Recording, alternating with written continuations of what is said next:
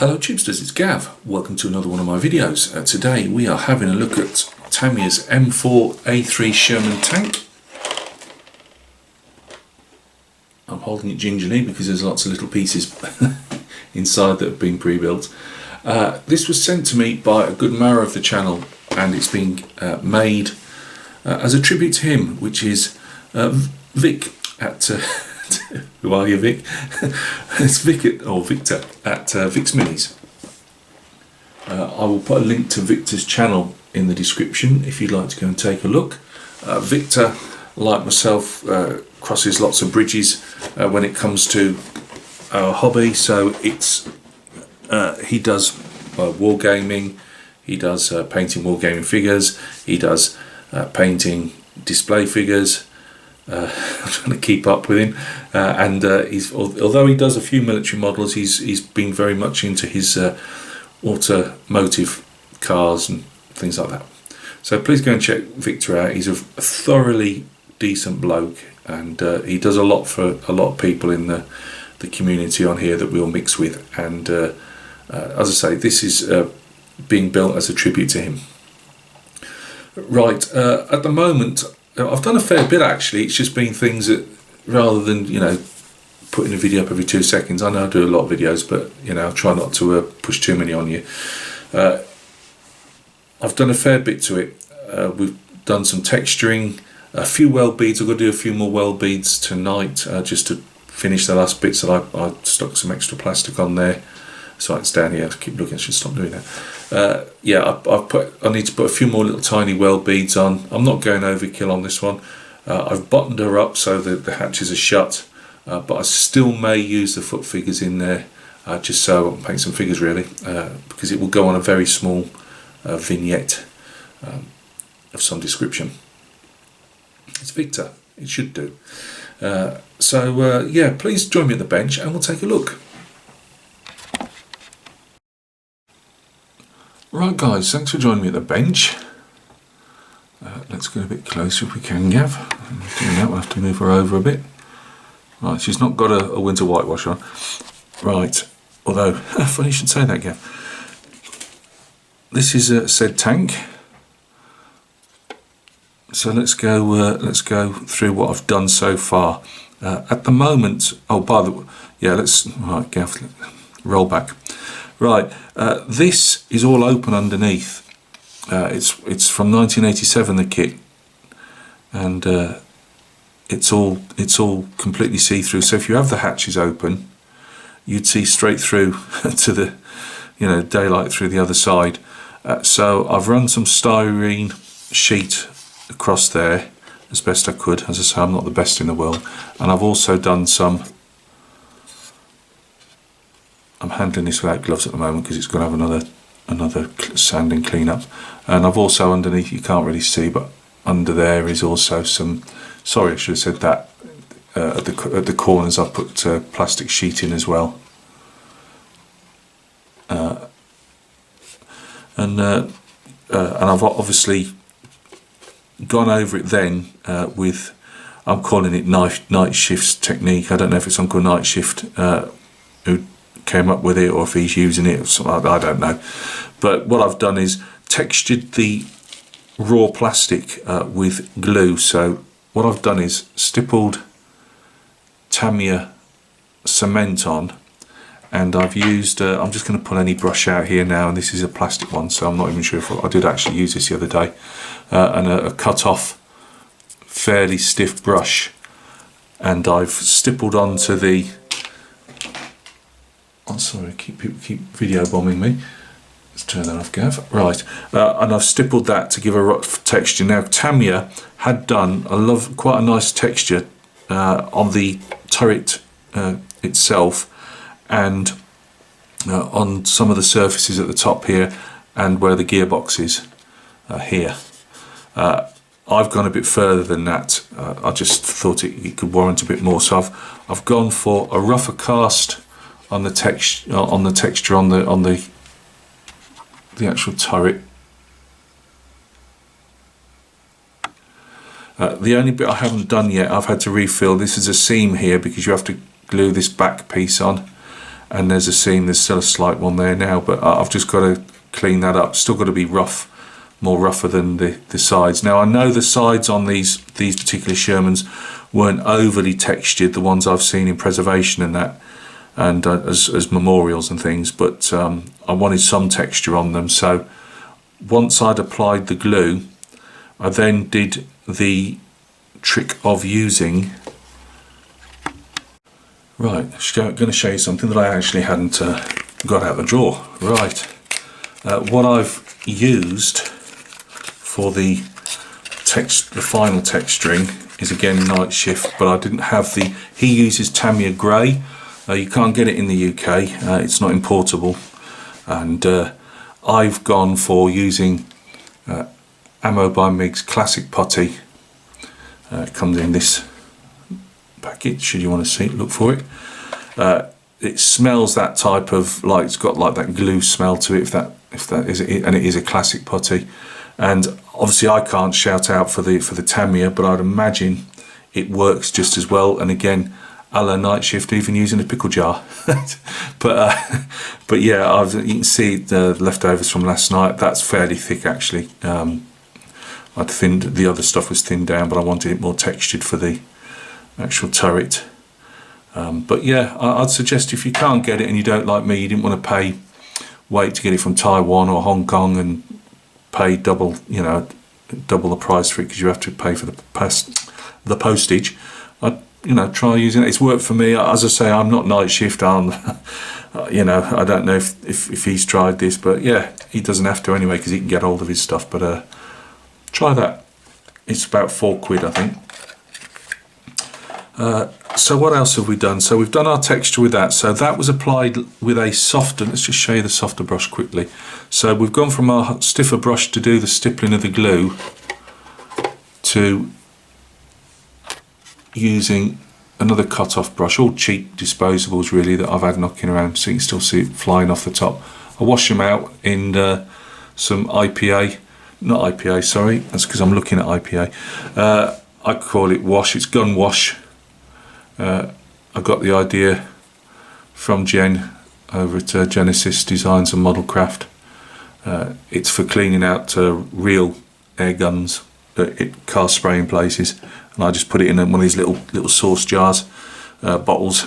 So yeah, I'd stipple it on with that, and then sand it down once and re-stipple. Or I did that. I only did it once on apart from the little bits. I'm not too fussed about the odd bits that are missing there after I've sanded, because it really is quite smooth on the sides of these Shermans compared to maybe some Russian tanks and things.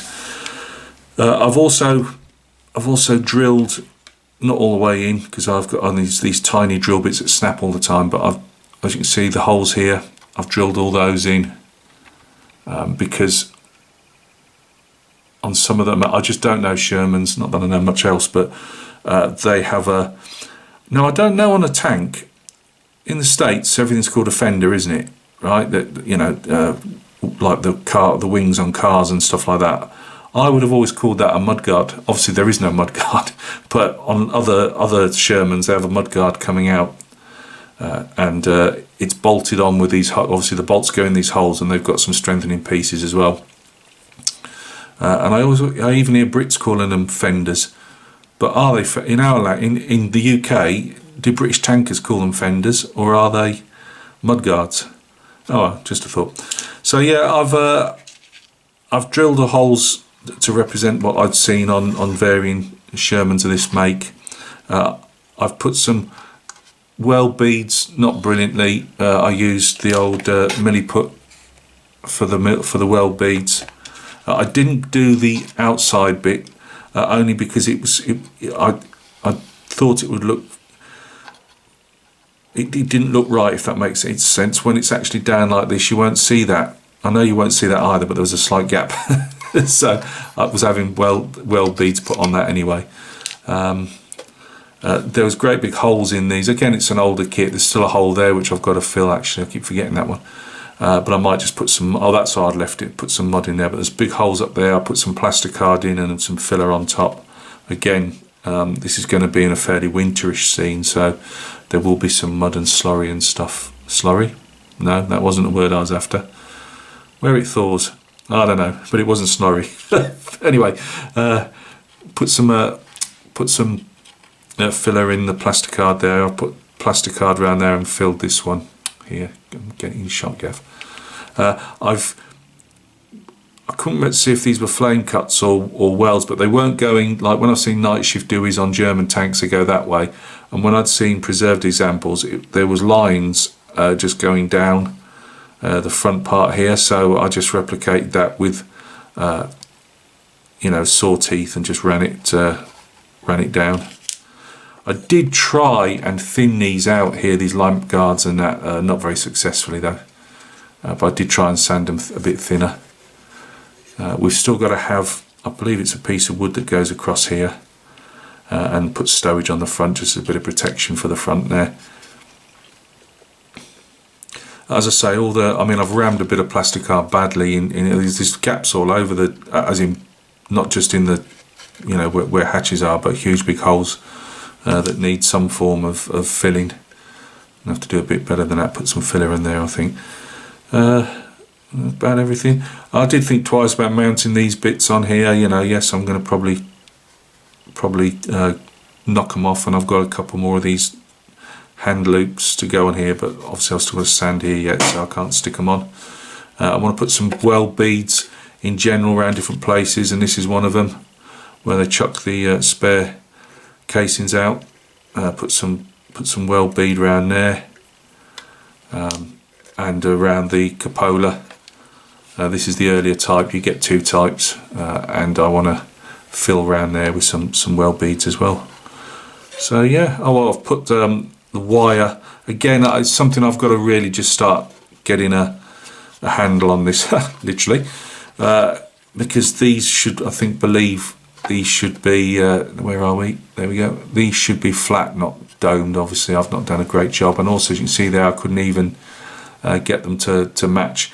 The reason they didn't match particularly well was I'd got these 0.7mm drill bits, the ones that have got like thick at the end to go in the chuck, and they, as you all know, they snap like anything. So it was literally gingerly put, because they were too big for my 1mm drill bits on these air duct things here.